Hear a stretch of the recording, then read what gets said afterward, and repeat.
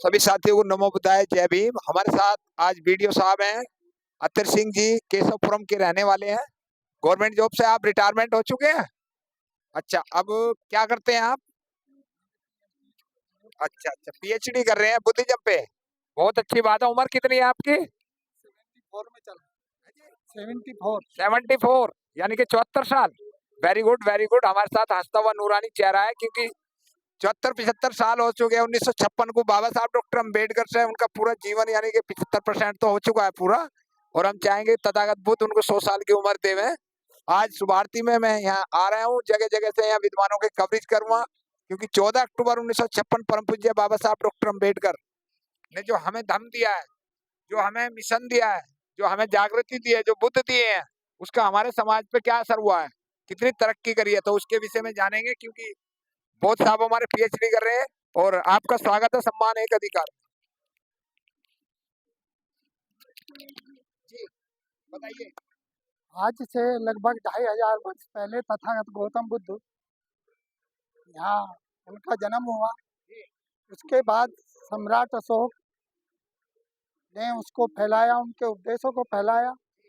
और उसके बाद अगर हम देखते हैं तो बाबा साहब डॉक्टर भीमराव अम्बेडकर को देखते हैं। अब से 60-70 साल पहले ये बौद्ध धर्म एक दब सा गया था, खत्म नहीं हुआ था, बल्कि कुछ कम हुआ था। और उसके बाद जो है उसके बाद बाबा साहब ने जब 13 अक्टूबर 1935 को येवल में जो उन पे बीता, उसमें उन्होंने कहा कि यदि इसमें सुधार नहीं हुआ वो हिंदू धर्म में, तो मैं बौद्ध धर्म अपना लूँगा या कोई भी धर्म अपना लूँगा।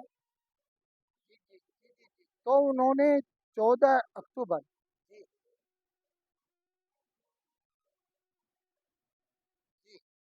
1956 को नागपुर में, जो दीक्षा भूमि के नाम से बोला जाता है, वहाँ कई लाख लोगों के बीच में उन्होंने बौद्ध धर्म, परम पूज्य चंद्रमणि भंते जी के सानिध्य में बौद्ध धर्म अपनाया। और फिर उन्होंने 22 प्रतिज्ञाओं के साथ उन्होंने लाखों लाखों लोगों को बौद्ध धर्म की शिक्षा दी।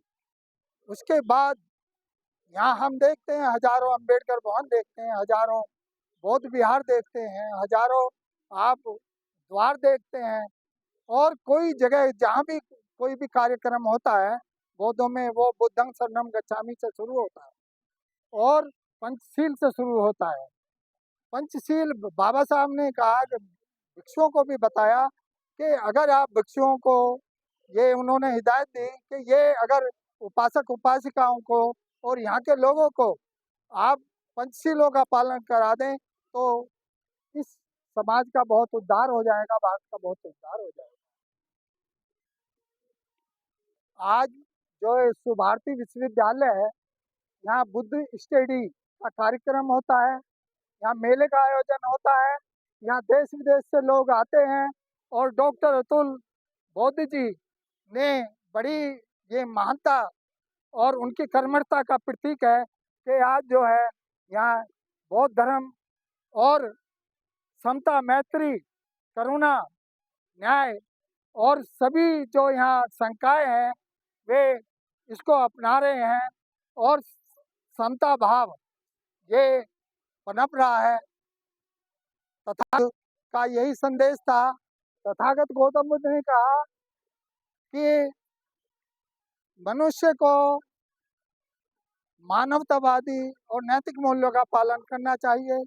बाबा साहब ने इसको अपनाने के लिए जोर दिया कि जहाँ नैतिक मूल्य नहीं है, जहाँ मानव मूल्य नहीं है, वहाँ मानवता के लिए मनुष्य को सद्व्यवहार, जिससे आपस में भाईचारा बनेगा, भ्रातृ बनेगा। हमारे संविधान में भी समता, मैत्री, बंधुत्व, ये जो गौरव, ये मुख्य चीजें हैं। और समानता, स्वतंत्रता, ये जो हमारे मूल्य हैं, ये उसमें समाहित हैं। और इसको अगर पूरा विश्व मान ले पंचशीलों को, तो यहाँ के जो दुख दर्द हैं विश्व के वो खत्म हो जाएंगे। ये तथागत गौतम ने कहा और आप शिलों का था। आप जो पीएचडी कर रहे हैं वो किस चीज पे कर रहे हैं? मैं मानव मूल्य और बौद्ध विहारों का अंतर संबंध मेरठ मंडल के विशेष संदर्भ में इसमें 52 बौद्ध विहारों के ऊपर मैंने अपना शोध किया है और मैंने देखा है कि वहाँ क्या कमी थी, क्या उसमें सुधार हो सकते हैं और हमारे मानव मूल्य कैसे आम आदमी उसे अपनाए, नैतिक मूल्य कैसे अपनाए। 74 साल की उम्र में लोग पोती पोते खिलाते हैं, आप पीएचडी कर रहे हो, क्या चक्कर है ये? मेरी बेटी ने पीएचडी अब से 10 साल पहले 12 साल पहले कर ली थी अच्छा, और मैंने 5 सब्जेक्ट से एमए किया। Very good. मेरी रुचि थी और मैंने इसको शिक्षा को बहुत ज़रूरी है। तथागत गौतम बुद्ध भी जो ज्ञान को कहते हैं, फिर बाबा साहब शिक्षा को कहते हैं। शिक्षा वो शेरनी का दूध है, जो इसे पिएगा वो दहाड़ेगा, वो बोलेगा, उसमें तर्क शक्ति आएगी, वो अपनी बात को कहेगा। ये बाबा साहब ने कहा और आज हम देखते हैं जिन्होंने बाबा साहब के विचारों को अपनाया है, वे आगे बढ़े हैं, उनका जीवन स्तर सुधरा है। बौद्ध विहारों में जो गए हैं उनका जीवन स्तर उतरा है, उनमें नैतिक मूल्य आए हैं, उन्होंने बहुत सी जो अंधविश्वास है वो छोड़ दिए हैं और वे शिक्षा की ओर चल पड़े हैं। आपको 74 साल का सफर हो गया जीवन का, क्या महसूस कर रहे हैं 56 से लेकर आज तक? क्या समाज ने ऐसा हमारे है, लिए तरक्की करी कभी? क्रांति तो बहुत आई है, आगरा मंडल, मेरठ मंडल, ये बौद्ध क्रांति का स्थल रहा है। सम्राट अशोक ने यहाँ अशोक स्तंभ का निर्माण किया था, जो आज दिल्ली में हिंदू राव हॉस्पिटल के सामने देखा जा सकता है।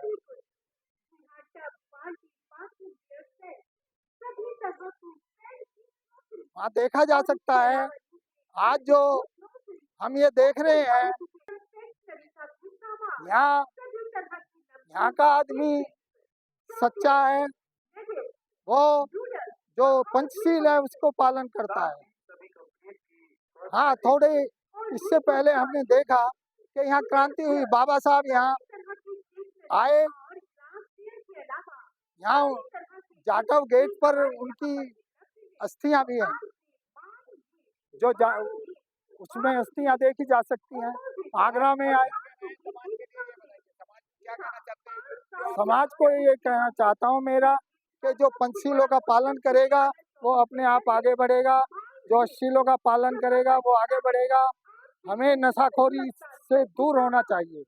हमें जो है, जो बुरे आचरण है, बुरे कार्य है, बुरे कर्म है, उनको तत्काल छोड़ देना चाहिए और बच्चों को अच्छी शिक्षा, अच्छे संस्कार देंगे तो नैतिक मूल्य उनमें आएंगे और जब नैतिक मूल्य आएंगे तो निश्चित समाज का कोई भी व्यक्ति है, चाहे वो किसी भी जाति धर्म का है, उसमें अच्छे भाव आएंगे, अच्छे विचार आएंगे, समता, मैत्री, भाईचारा सब पैदा होगा और हम इस देश को समृद्धशाली और कुशल बनाएंगे। धन्यवाद।